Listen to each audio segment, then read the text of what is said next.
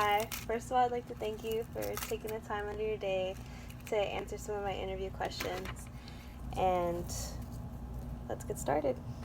So, first of all, what skills and experience make an ideal candidate in your hiring process?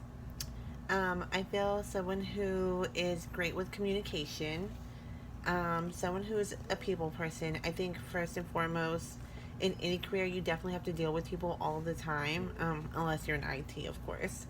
But even then, you get phone calls. So Yeah. I feel like being a people person is the most important thing. Being able to communicate effectively is really vital to me. I think everything else can be learned in whatever business you're in. Okay. And what is your largest concern facing your staff, and how would an incoming candidate be in a position to solve this problem? Um, my biggest concern would have to be people's ability to use their time effectively. I feel like that's always something that's on everyone's mind. Like the saying, when the cat's away, the mice will play. Mm-hmm. So just making sure that everyone's definitely staying on task when you're there and when you're not there. A way that a new candidate can definitely improve that would be they just add newness to the mix. I feel like, bringing someone in that's fresh, that's new, kind of shakes the foundation a little bit, because you have someone that's new, eager to run, eager to learn, eager to prove themselves, and it kind of then makes, you know, seniority kind of like step up their game a little bit more and come forth with what they first started with, and that hunger and that drive. Of course. Question number 3. How do you deal with a disagreement or conflict between your workers, and what is the resolution? I feel like I'm definitely really good at communicating, so I feel like having that communication piece, being an open forum for them, having the ability to listen to what my associates have to say, what's going on between them, and finding a happy medium, um, is going to be key. So we can always agree to disagree, but making sure that we see each other's points of views and come up with a great way to kind of meet in the middle if we can't find common ground. Okay, that makes sense.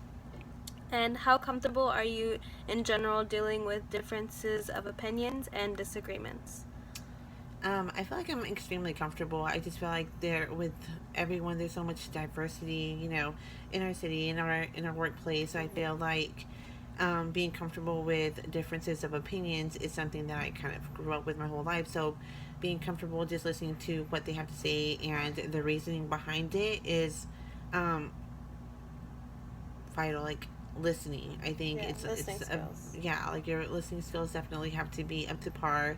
And being open minded, I think, is another one. Like, I don't think anyone ever knows enough to be a pessimist. So, Mm-hmm. I definitely feel like being open and kind of listening is So important. glass half full. What job responsibilities/tasks do you enjoy the most, and which the least?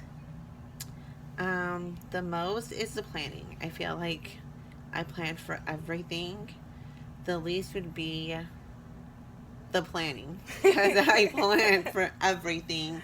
So sometimes it kind of, with the busy world of like retail, you get like curveballs thrown at you like left and right, Yeah.